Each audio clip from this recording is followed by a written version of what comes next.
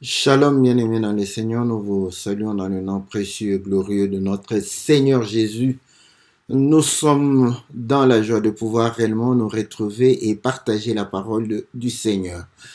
Que l'Éternel vous soit très favorable, que l'Éternel vous bénisse, que l'Éternel puisse vous accorder toutes les bonnes choses. Nous sommes mercredi et comme tous les mercredis, nous sommes là pour pouvoir présenter votre émission que la Bible parle, une émission qui nous permet de pouvoir réellement répondre à vos questions, une émission qui nous permet de répondre à vos préoccupations, une émission qui nous permet de pouvoir être éclairés par rapport aux questions qui sont les nôtres et qui peuvent réellement affecter notre comportement, notre perception, notre conviction. Voilà pourquoi nous sommes là à votre service. C'est votre serviteur, le pasteur Philippe Mukenge, pour votre mission de quelques minutes, maximum une heure, pour pouvoir réellement répondre aux questions qui sont les vôtres, aux questions qui sont aussi les nôtres. Et nous avons toujours dit, envoyez vos questions, ça nous permet de pouvoir réellement répondre et apprendre aussi, parce que ce sont des questions peut-être qui ne nous intéressent pas lorsque nous-mêmes nous lisons les Écritures, mais lorsque vous nous posez des questions, c'est alors que nous avons réellement l'attention sur vos questions. Que l'Éternel vous soit favorable, que l'Éternel vous bénisse, que l'Éternel se souvienne de vous, se souvienne de vos préoccupations quotidiennes, qu'il se souvienne réellement de vos difficultés, de votre situation et qu'il puisse apporter son assistance, le secours, la guérison, que le Seigneur puisse réellement vous accompagner et apporter le succès, la réussite dans tout ce que vous faites, tout ce que vous entreprenez, dans le nom puissant et glorieux de notre Seigneur Jésus. Comme tous les mercredis, nous saluons tous les bien-aimés qui nous soutiennent au travers de leur participation. Que l'Éternel, notre Dieu, vous soit très favorable, que Dieu vous bénisse. Nous bénissons le bien-aimé Ghislain, nous bénissons la sœur Aurélie, nous bénissons la sœur Cathy, le bien-aimé Todd, le bien-aimé Peter, nous saluons la sœur Béa, la sœur Sylvie, la sœur Charlotte, la sœur Florence, la sœur Nyota, la sœur Bibiche, nous saluons la sœur Pélagie, la sœur Francine, que le Seigneur vous soit très favorable, la sœur Wani, le bien-aimé Jackson, le bien-aimé Jean-Marie, Jean-Didier, Gabin, nous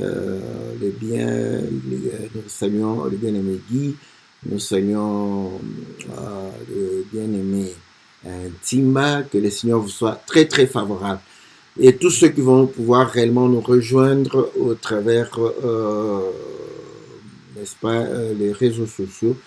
Et nous saluons tous ceux qui vont nous suivre sur YouTube, que le Seigneur vous soit très favorable.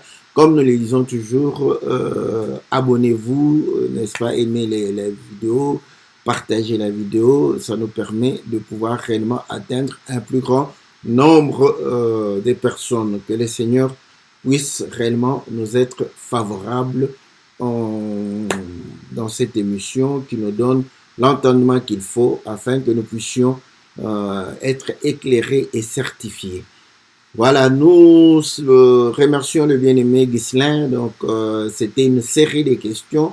Et comme, voilà, je ne sais pas, peut-être je vais encore fouiller pour voir si d'autres personnes ont posé aussi des questions.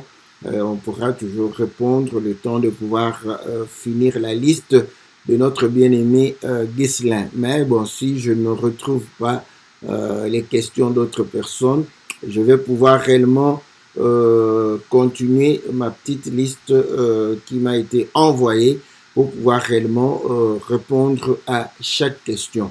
Donc voilà, aujourd'hui la question est quels sont les métiers que les enfants de Dieu peuvent exercer, n'est-ce pas, bon, lui, ne peuvent pas exercer et pourquoi. Voilà. Pourquoi cette question? Donc, vous voyez, il y a la question qui est là, mais moi, je me pose aussi la question, pourquoi on se pose des questions? On se pose des questions parce que c'est déjà arrivé, quelqu'un se dit, est-ce que le travail ou le métier que je suis en train de faire n'est pas contre la parole, n'est pas contre ma foi, n'est pas contre mes croyances? Ne suis-je pas en train de pouvoir pécher tout en exerçant ce métier? Voilà, je crois que c'est ça la substance de la question, n'est-ce pas? Est-ce que je peux exercer ce travail? Est-ce que je peux? Voilà, bon, je vais essayer de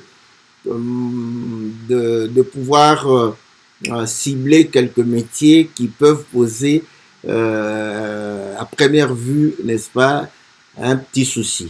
Je crois on peut légitimement se poser la question de savoir si je peux travailler dans une usine de tabac. Voilà.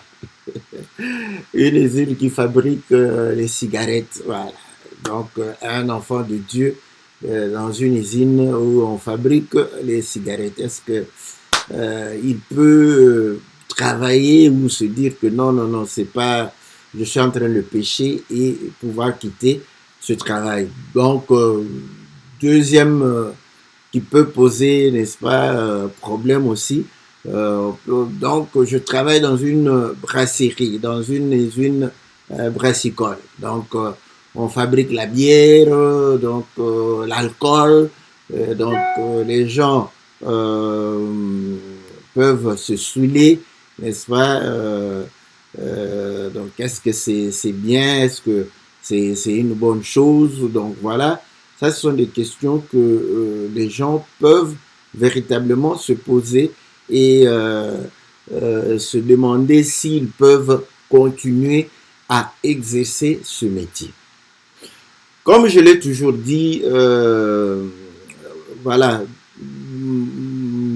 parfois les choses, n'est-ce pas, peuvent sembler un peu plus compliquées, plus difficiles.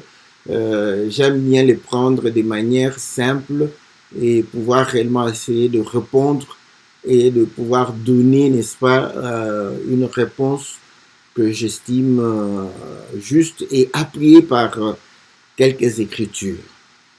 Donc, le principe est que, est-ce que ce que je suis en train de faire ne va-t-il pas à l'encontre de la parole?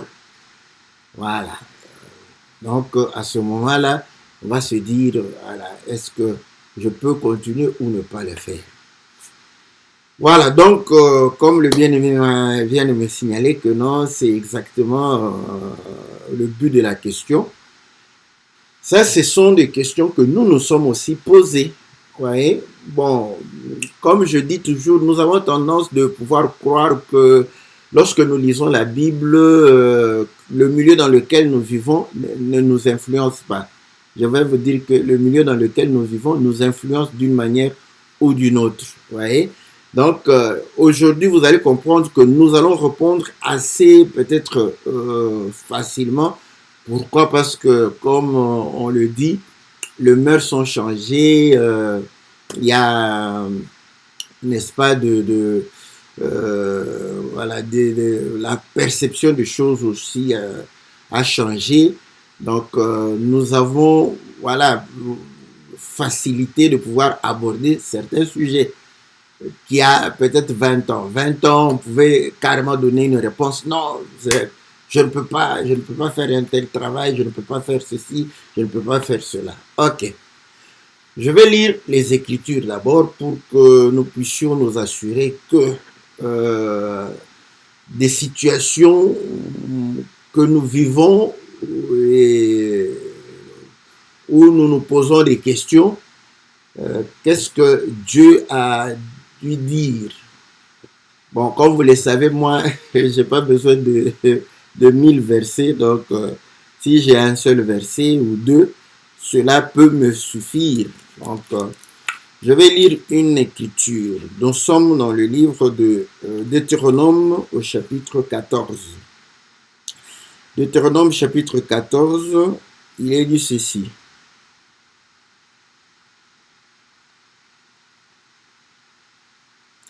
Voilà, tout le chapitre nous donne, n'est-ce pas, les interdits sur les animaux. Et au verset 21, on dit, vous ne mangerez d'aucune bête morte. Tu la donneras à l'étranger qui sera dans tes portes, afin qu'il la mange, ou tu la vendras à un étranger, car tu es un peuple saint pour l'Éternel ton Dieu, et tu ne feras point cuire un chevreau dans le lait de sa mère. Donc ici, nous voyons que une bête morte ne peut être mangée, n'est-ce pas, par les Israélites. Le peuple d'Israël ne pouvait pas manger. Donc c'est interdit pour eux. Maintenant, le Seigneur dit, tu vas donner ce qui est interdit pour l'Israélite. On lui dit, tu vas donner à l'étranger. Lui pourra manger. Ou tu pourras lui vendre cela. Donc, vous voyez, nous sommes dans ce principe où nous nous posons beaucoup de questions. Pourquoi j'avais pris une usine de tabac, usine de fabrication de bière, de liqueurs, de boissons alcoolisées, parce que la plupart, n'est-ce pas, de chrétiens, voilà, trouvent que fumer, c'est contre la nature d'un enfant de Dieu. S'enivrer ou boire de l'alcool, c'est contre, n'est-ce pas? Donc, bon, ça, vous savez, certains peuvent encore discuter pour dire que non, il n'y a aucune... J'aime ça. Bon, ok. J'ai pris ça parce que je sais que la majorité se disent que non, il m'est interdit de fumer, lui-même ne fume pas. Comment alors il va pouvoir vendre le tabac? Vous voyez ici que c'est exactement le même principe. Eux, ils ne mangent pas, mais ils vendent aux étrangers parce que les étrangers mangent cela. Ils peuvent vendre, ils peuvent donner aux étrangers. Donc, voilà, n'est-ce pas, ce que nous pouvons dire. Deuxièmement, je prends Matthieu chapitre 8.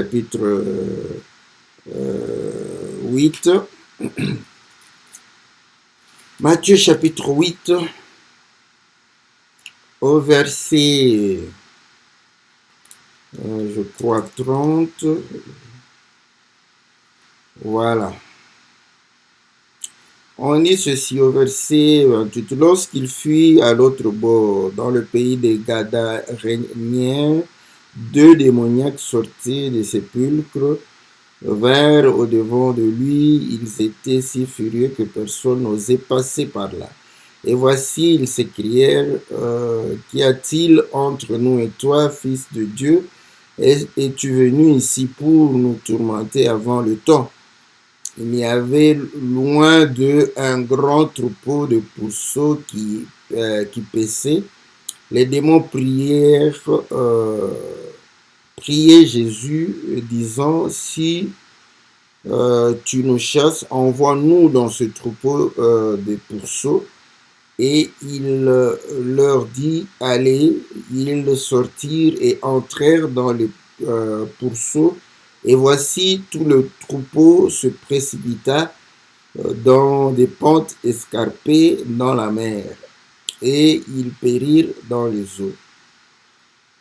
Ceux qui les faisaient paître s'enfuirent et allèrent dans la ville raconter tout ce qui s'était passé et ce qui était arrivé aux démoniaques. Voilà. Pourquoi j'ai pris cette écriture? C'est parce que vous savez qu'il était interdit de pouvoir manger le porc en Israël. Donc, si il est interdit de manger le porc, pourquoi vous allez élever le porc? Donc, vous voyez, ils élevaient, c'était un travail. Il y avait ceux qui paissaient, donc ils travaillaient ou en train de paître les pourceaux. Et cependant, personne en Israël ne mangeait les pourceaux. Donc, c'était pour vendre aux étrangers. Et parce que eux, ça les souillait, mais ils vendaient aux étrangers. Donc, le principe est là. Voilà. Bon. Quel métier un enfant de Dieu peut faire et ne pas faire? Voilà. Donc, ici, vous voyez que il faut un métier qui, en le faisant, eux ne pêchent pas parce qu'il n'y a pas une interdiction de pouvoir élever les porcs, mais il y a interdiction de manger les porcs. Voilà. Donc, dans le cas de quelqu'un qui est dans une brasserie, il fabrique la bière, mais lui-même n'en boit même pas. Aujourd'hui, comme je le dis, c'est plus facile pour nous de pouvoir réellement parler. Dans les temps anciens, peut-être qu'ils n'avaient pas les techniques de pouvoir évaporer l'alcool afin de pouvoir avoir une bière sans alcool. Aujourd'hui, on a des bières sans alcool, des vins sans alcool. Donc, tout ce qui peut être, n'est-ce pas, boisson alcoolique, on peut vider cette boisson de l'alcool. Donc, vous voyez, donc, une telle entreprise fait des boissons donc, non alcoolisées et alcoolisées. Donc, déjà, bon, c'est déjà discutable. Comme je l'ai dit, c'est discutable. On va commencer encore à refaire le débat. Est-ce qu'un chrétien peut-il boire l'alcool ou pas? Ça, on a déjà fait des vidéos là-dessus, n'est-ce pas? Donc, si vous voulez, comme je l'ai dit, soyez abonnés, abonnez-vous sur notre compte YouTube. Là, vous allez comment faire recherche chrétien alcool, tout ça, vous aurez ce que nous avions pu développer comme argument. Maintenant, je vais prendre une autre écriture. Vous savez que il est dit que Lévitique 19, tu ne vas pas découvrir. Bon, là encore, il y a compréhension de français, n'est-ce pas? Tu ne vas pas découvrir la nudité de ton père, la nudité de ta mère, la nudité de ta tante, de ta soeur, voilà. Donc, il y a eu, bon, certains, effectivement, ça peut aussi parler du fait de coucher, n'est-ce pas, avec son père ou sa mère, ou sa soeur, son oncle, sa tante. Ça peut dire ça aussi. Mais ça dit aussi parce que nous ne pouvons pas nous promener nus, vous voyez. Ça serait, n'est-ce pas, être sans pudeur. Même aujourd'hui, les gens qui, si vous promenez nus, on dirait atteinte à la pudeur. Voilà. Donc, même les païens, aujourd'hui, ils savent que si tu te promènes nu, c'est une atteinte à la pudeur. Donc, la pudeur nous montre déjà que ces écritures démontrent que nous ne pouvons pas, n'est-ce pas, nous déshabiller devant une tierce personne. Voilà. Parce que ça sera une atteinte à la pudeur. Voilà. Voilà. Le frère commence déjà. Il dit, voilà, maintenant, le métier, par exemple, de sage-femme, avant d'arriver chez les gynécologues. Là, déjà, on va... Mais sage-femme, parce que c'est dans les Écritures. Vous allez comprendre que dans les Écritures, il y avait les sages-femmes. Au moment où la femme est en train de pouvoir accoucher, la femme est en train de pouvoir réellement donner vie, donc elle le fait sans habit. Voilà. Donc, ceux qui vont l'aider ou celle qui va l'aider va pouvoir réellement voir cette femme nue. Les gens vont dire, voilà pourquoi c'était les femmes qui accouchaient les autres femmes. Ok, merci. Mais aujourd'hui, vous allez comprendre que dans ce métier, n'est-ce pas, il n'y a pas que les femmes, n'est-ce pas, il y a aussi les hommes. Donc, qui est aujourd'hui dans la médecine, le médecin, n'est-ce pas, il vient quand il y a une complication, tout ça, il va venir. Donc, vous allez comprendre que la femme va découvrir sa nudité devant. Maintenant, est-ce qu'une sœur ou un frère une sœur peut être une sage-femme? Bon, déjà la Bible, vous voyez que la Bible ne condamne pas ça. Gynécologue. Maintenant, gynécologue, c'est encore pendant toute la grossesse, il faut examiner. Voilà. Maintenant, donc, vous allez voir que non seulement le gynécologue, même le chirurgien, s'il veut opérer, on va te déshabiller. Donc, tu seras nu, donc on va voir ta nudité. Bon, là encore, hein, les gens vont dire que mais c'est de la médecine, on veut sauver les gens, tout ça, c'est normal, c'est bien, c'est oui, ce sont des raccourcis qui peuvent donner une conclusion correcte. Ok, je ne suis pas contre. Maintenant, je prends par exemple quelqu'un qui travaille dans l'hôtellerie, n'est-ce pas? Il est à l'hôtel, ok, en train de pouvoir réellement voilà, recevoir les clients. Ok, vous savez que l'hôtel, c'est bon, il y a des gens qui sont des passages, et il va d'une ville à l'autre, il n'a pas où dormir, il vient dormir à l'hôtel. Ok, il y a aussi l'hôtel où quand les gens veulent commettre l'impudicité, ils viennent à l'hôtel. Maintenant, trois frères ou sœurs, on te demande une chambre et tu regardes les gens. Tu ne peux pas leur poser la question. Peut-être qu'ils sont mariés. Bon, s'ils sont mariés, donc ils ont droit. Donc vous allez comprendre que à ce moment-là, quand on se pose trop de questions, on va se dire, mais non, je favorise les gens, l'impudicité, l'adultère, tout ça. Vous voyez, moi, en tant qu'enfant de Dieu, je ne peux pas travailler là-bas. Ça, ce sont des questions que quelqu'un commence à ajouter. Ok? Donc, et surtout, vous savez, une fois, j'ai fait une discussion très vive avec une dame qui était congolaise. Donc, pour elle, l'image hôtel, c'est un lieu de débauche. Moi, je lui ai dit, mais l'hôtel, ce n'est pas un lieu de débauche. Ouais, donc, il y a les gens qui font le business. Voilà, il n'a pas, quand il vient dans une ville, il n'a pas d'appartement, il n'a pas, donc il va payer son hôtel et après cela, il va pouvoir. Mais bon, il est libre maintenant de faire tout ce qu'il veut. Voilà. Donc, c'est vrai que beaucoup de gens peuvent profiter pour faire la débauche dans les hôtels, donc, pour fuir la maison et ne pas être surveillé. Donc maintenant, vous voyez, bon, disons que les gens qui viennent là sont sérieux, tout ça. Mais c'est, vous êtes à l'hôtel avec piscine.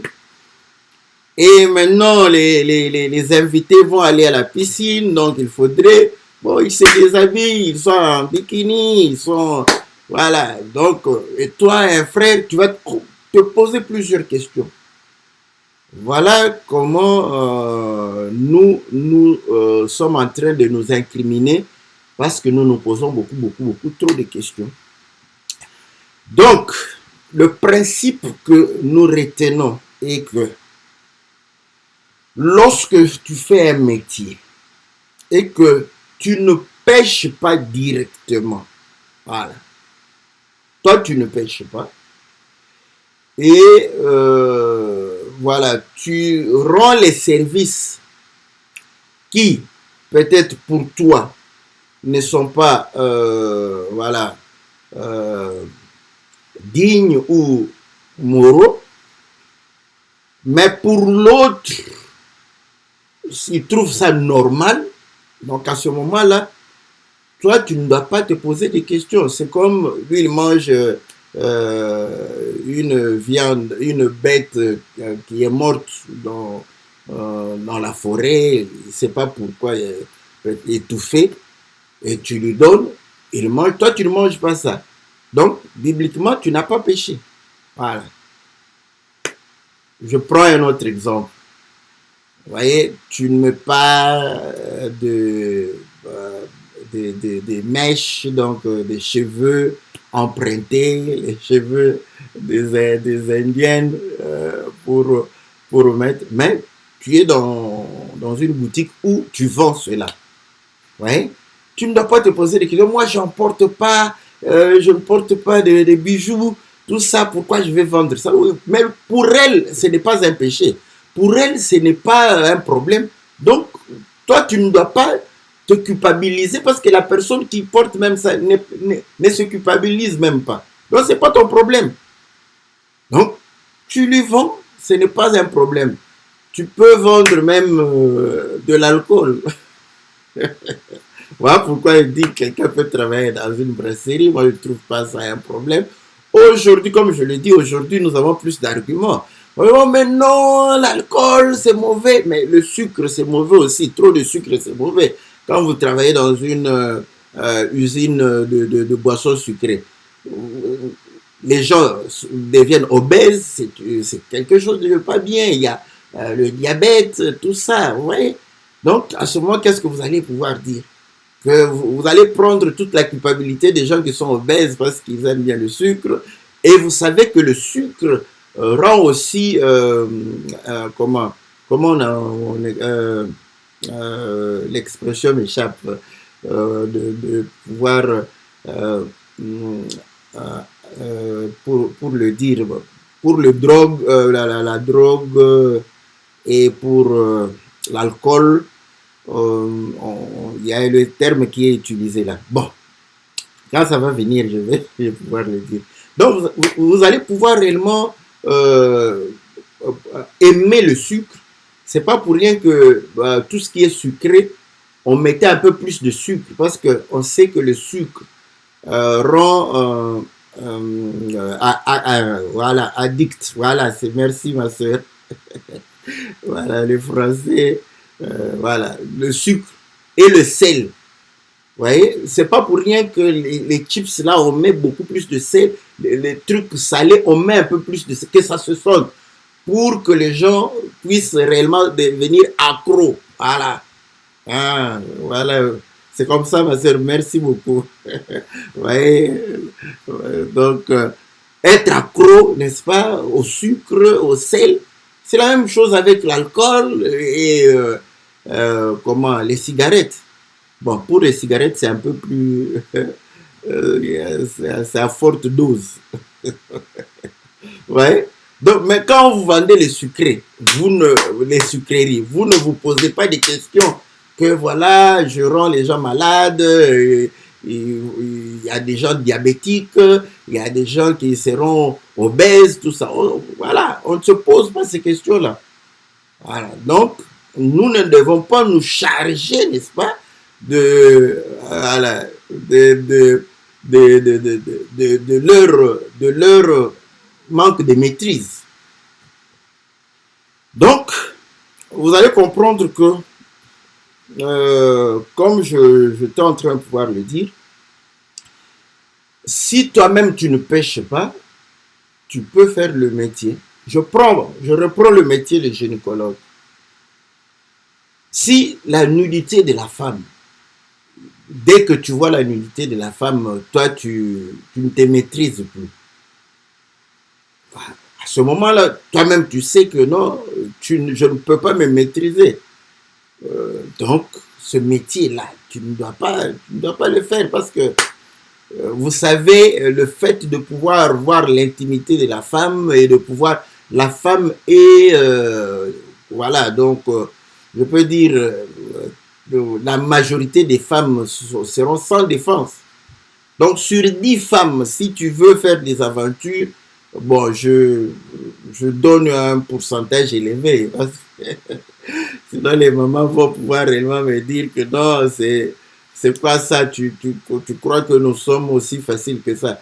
Donc, je donne un pourcentage élevé. 5, sur 10, 5 peuvent résister. Comme ça, je coupe la poire en deux. 5 peuvent résister et 5 peuvent se laisser.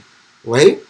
Donc, vous avez 50% de probabilité de pouvoir voilà, commettre l'adultère, l'impudicité. Pourquoi? Parce que vous êtes gynécologue, vous êtes dans une position d'autorité et vous allez faire abus d'autorité. Donc, voilà. Donc, vous voyez, vous-même, vous êtes en train de pouvoir réellement ne pas voilà, supporter ce genre de métier. Donc, à ce moment, c'est vous qui décidez de ne pas le faire. Maintenant, vous allez comprendre que certains frères, oh non, vous voyez, c'est pas possible qu'un frère ou une sœur, bon, une sœur peut vraiment, on peut encore comprendre une sœur. Voilà. Bon, maintenant qu'il y a des lesbiennes aujourd'hui, quelle garantie? Ouais. Donc, vous voyez que pour dire que les femmes puissent s'occuper des femmes, non, on n'a aucune garantie. Donc, le péché est véritablement dans l'homme. Voilà. Donc, vous allez comprendre, à ce moment, c'est à vous de voir et de pouvoir dire que non, non, non, en tout cas, ce métier, je ne veux pas. Comme vous travaillez là où il y a l'alcool et que vous êtes tenté, vous n'avez pas assez de force de pouvoir supporter, et de temps en temps, vous pouvez, n'est-ce pas, voilà, on va goûter pour voir si nous avons fait un bon mélange et tu en profites et tu te saoules par rapport à ça. Donc, à ce moment-là, comme ce métier t'amène à pouvoir pêcher directement, vous pouvez véritablement, n'est-ce pas, voilà, quitter le métier parce que ça vous fait pêcher directement. Ou un métier qui, toi, tu ne pêches pas, mais tu fais pêcher quelqu'un d'autre. C'est-à-dire que pour la personne, c'est aussi un péché et tu lui demandes de pouvoir le faire. Par exemple, le métier de proxénète, donc, vous voyez, ceux qui gèrent les prostituées. Ouais. Donc, c'est un métier aujourd'hui. C'est un métier. Donc, même la prostitution est devenue un métier. Donc, vous voyez, la prostitution, c'est un métier. Donc, vous péchez directement. Là, la soeur ne peut pas faire ni le frère. Carrément, parce que vous péchez directement. Ou vous, vous engagez les gens pour qu'ils puissent se prostituer. Vous voyez, donc, vous leur faites pécher. Ou encore, vous engagez les tueurs à gages. Voilà. Donc, parce qu'il sait que tuer, c'est mauvais. Lui-même sait que tuer, c'est mauvais. Donc, il a corrompu. Ben, c'est pour de l'argent qu'il tue. Donc, tu ne peux pas faire un tel métier parce que tu es en train de pécher, de faire pécher quelqu'un directement. Voilà. Donc, ça, tu ne peux pas faire. Mais par contre, je peux, parce que, vous voyez, aujourd'hui, les frères, certains frères veulent être militaires. Ce n'est pas un péché, hein, parce que vous savez que lorsque les soldats sont venus chez Jean-Baptiste, tout ce qu'il leur a demandé, de ne pas rançonner le peuple. Vous voyez que ce sont les gens peuvent mourir, mais les esprits restent, surtout en Afrique. En Europe, ici, on a discipliné les militaires et les policiers, n'est-ce pas? Mais ils le font d'une autre manière. Hein. Donc, vous savez que parfois, ils sont dans des trucs. Quand ils arrêtent les trafiquants de drogue, vous allez comprendre qu'ils peuvent rançonner. Donc, mais ici, il y a quand même trop de contrôle, police de police, police militaire. Donc, il y a des enquêtes internes, tout ça. Ça fait que les gens essaient de respecter les règles. Mais en Afrique, vous savez que le militaire, quand vous voyez un militaire la nuit ou un policier la nuit, vous n'êtes plus tranquille et pourtant, il devrait vous tranquilliser. Donc, quand vous voyez un militaire, vous dites, mais oh Seigneur, garde-moi. Et pourtant, le militaire est là pour pouvoir te garder, mais dès que tu le vois, tu te dis, tu pries encore pour que le Seigneur te garde du militaire. Vous voyez, Jean-Baptiste les a exhortés pour pouvoir qu'ils se contentent de leur solde. Maintenant, la question, les frères se disent, mais s'il y a guerre, tu vas tuer. Vous voyez? Donc, vous voyez comment les frères, il est dit que tu ne tueras point. Bon, il est dit que tu ne tueras point. Ok, c'est bon. Maintenant, toi, tu veux quoi? Tu veux que quelqu'un d'autre aille tuer à ta place. C'est ça, ouais. Quelqu'un d'autre aille tuer à ta place. Donc, vous voyez ces métiers-là, donc vous allez comprendre que ce n'est pas, vous ne tuez pas, vous vous défendez. Quand l'ennemi entre, vous vous défendez. Puis c'est un métier où vous recevez les ordres. Maintenant, parce que les gens disent, oh, mon militaire, il va tuer. Ok, bon, c'est merci beaucoup, merci mon frère. Ok, que Dieu te bénisse. Ok, hein, nos frères vont quitter l'armée. Ok, c'est bon. Maintenant, le magistrat, quand il le juge et qu'il voilà, il donne la sentence condamnée à mort. Maintenant, donc, nos frères aussi ne doivent pas être des magistrats. Parce qu'il a le pouvoir par rapport à la loi lui dit, parce qu'il faut qu'il exerce la loi selon, n'est-ce pas, les règles fixées. Donc, si la loi, pour cette peine-là, n'est-ce pas, ça demande une peine capitale. Toi, tu ne vas pas changer. Ouais. Dans ce moment, qu'est-ce que tu vas dire? Non, moi, je ne serai pas magistrat parce que tu mets les gens en prison, tu leur prives de leur liberté. Dieu nous a libérés. Il nous a créés pour que nous soyons libres. Toi, tu envoies les gens en prison.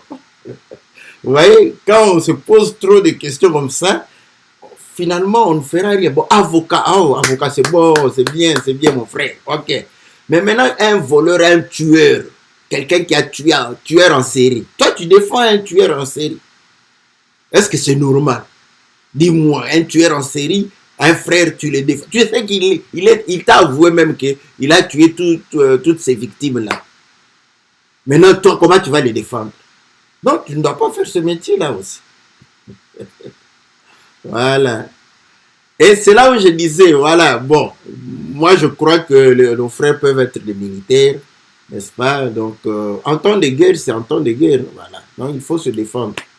Donc, voilà pourquoi il y a eu aussi ce débat-là. Voilà, un bandit, un voleur entre dans la maison et que je suis plus fort que lui, tout ça. Je fais quoi? Vous croyez que je vais faire quoi? Ben, si je suis plus fort que lui, ben, l'esprit de Samson va me saisir. Donc, il en aura pour son compte. Donc, voilà. Donc, maintenant, nous disons, militaires, vous êtes dans des forces spéciales. Voilà. Vous êtes dans des forces spéciales. Ah, vous voyez, on voit toujours force spéciale. Donc, pour aller éliminer les gens.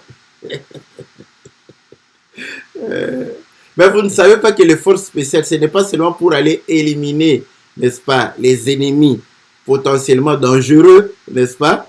Mais vous pouvez aussi aller libérer les otages. Voilà. Donc, ça, ce sont des principes que Dieu a établis. On dit qu'il est l'éternel des armées. Donc, c'est Dieu qui... le principe de l'armée, c'est Dieu. Et tu veux, toi, changer le principe de l'armée. Non. Oh non, bon, encore quel métier? Politicien. Ah, en Afrique, ceux qui prient, oh, je ne peux pas faire la politique, tout ça. Oui, oui. Quand une société n'a plus de règles, où on croit que le politicien a le droit de mentir. Le politicien n'a pas le droit de mentir. Il a le droit de promettre. Voilà. Promettre, ce n'est pas mentir. Mais eux, ils ne sont pas de la race de Dieu, d'Abraham, d'Isaac et de Jacob, le Dieu de promesses. Notre Dieu Dieu de promesses, et il accomplit ses promesses. Mais un homme peut promettre et ne pas l'accomplir, il n'a pas péché. Il n'a pas péché. Donc, quand tu es politicien, tu as le droit de promettre. Tu peux promettre tout ce que tu veux. Voilà. Mais aie le courage, quand tu ne réalises pas, tu dis que voilà, ce que j'avais promis, je n'ai pas pu réaliser compte tenu de ceci, de cela. Voilà ce que nous avons pu réaliser. Donc, il y a possibilité de faire la politique sans mentir. Aïe. Bon, je n'ai pas dit que l'homme de Dieu, parce que l'homme de Dieu, s'il fait... Bon, on peut faire la politique parce qu'il y a politique politicienne, il y a politique comme l'art de gérer la cité. Donc voilà, c'est simplement ça. Donc vous allez comprendre que ça dépend plus de ta relation avec Dieu, comment tu exerces, comment tu vis cela. Et à ce moment-là, donc, on va comprendre qu'est-ce qui peut se passer. Vous savez, bon, c'est bon. Bon, aujourd'hui, bon, si je salue tous mes frères, hein, je sais que les frères, oh, donc il y a des métiers. Vous savez qu'auparavant, être sportif pour nous, c'était une vraie distraction. Oui, parce que là où on a grandi, le sport était pour l'amusement. Mais ailleurs, le sport, c'est un métier. Voilà. Ah, bon, boxeur. Là, c'est compliqué. Donc, là, torse nu, ventre dehors. Maintenant, toi-même, tu vas comprendre si en étant torse nu, tu es en conformité avec la parole. Vous voyez? Donc, voilà un peu ce que nous disons. Donc, nous disons que, en réalité, n'est-ce pas, c'est par rapport au, n'est-ce pas, à ta relation avec Dieu. Comme je le disais, voilà, le fait de voir la nudité n'est pas nécessairement péché. Voilà. N'est pas nécessairement péché. Voilà pourquoi le Seigneur a dit ceci. Vous allez comprendre que quand on peut transgresser la loi pour pouvoir sauver une vie, le Seigneur ne compte pas ça comme un péché. Il dit, si votre brebis tombe pendant le sabbat et que vous allez le sauver, vous voyez, la sauver, donc vous ne péchez pas. Ou bien, quand vous faites quelque chose pour la gloire du Seigneur et qui transgresse littéralement ou apparemment la loi, c'est comme les sacrificateurs qui portent des charges pendant le sabbat sans s'en rendre coupable. Donc, c'est comme ça que la médecine, c'est pour sauver la vie. Donc, voilà, si ce n'est pas seulement les gynécologues, hein, nous voyons la nudité partout ici. L'été va commencer chez nous. Voilà, nos frères musulmans vont laver les yeux chaque fois qu'ils vont rentrer chez eux à la maison.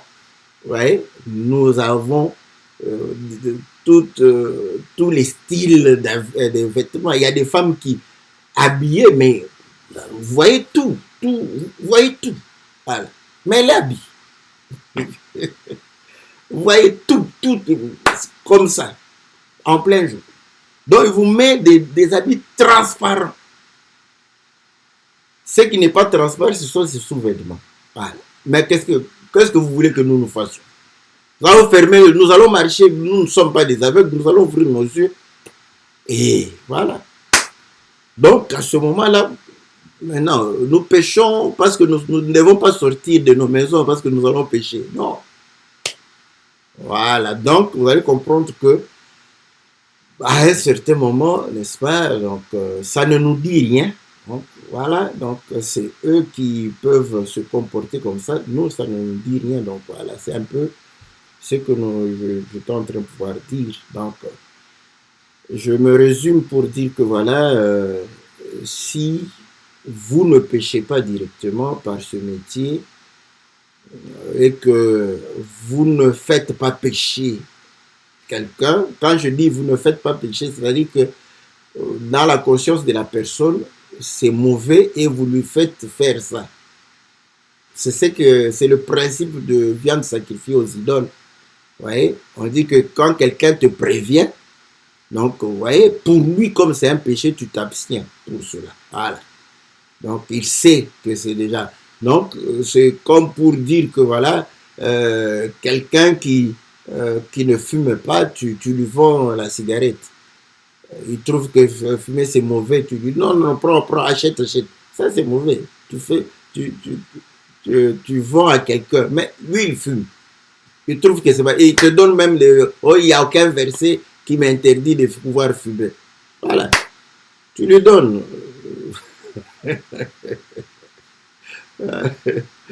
Voilà. Donc, vous voyez, les hommes ont été prudents. Hein. Les hommes eux-mêmes, ils disent, ok, tu veux fumer, mais ils ont compris que la cigarette tue. Ils marquent eux-mêmes dans la boîte, là, que fumer c'est mauvais et tout ça, la cigarette tue. Ils mettent des images même des gens malades. On lui donne. C'est à lui de décider. C'est un peu sadique. Hein? Parce que nous devons travailler. Voilà. Donc, voilà un peu ce que je pouvais dire. Mais c'est vrai que quand vous voyez qu'il y a des métiers où ouais, vous avez de fortes tentations, donc voilà. Donc, vous démissionnez parce que votre foi est réellement menacé. Voilà. Donc, quand vous avez un métier où votre foi est menacée, vous pouvez démissionner. Vous pouvez aussi être dans un bureau où une femme chef vous harcèle tout le temps. Vous pouvez démissionner pour ça. Vous l'accusez par-ci, par-là, on dit que non, c'est vous, c'est pas elle, tout ça. Vous voyez, c'est un métier où réellement il n'y a rien qui puisse voilà, transgresser la parole, mais il y a une situation qui te dérange. Voilà, tu peux laisser ce métier.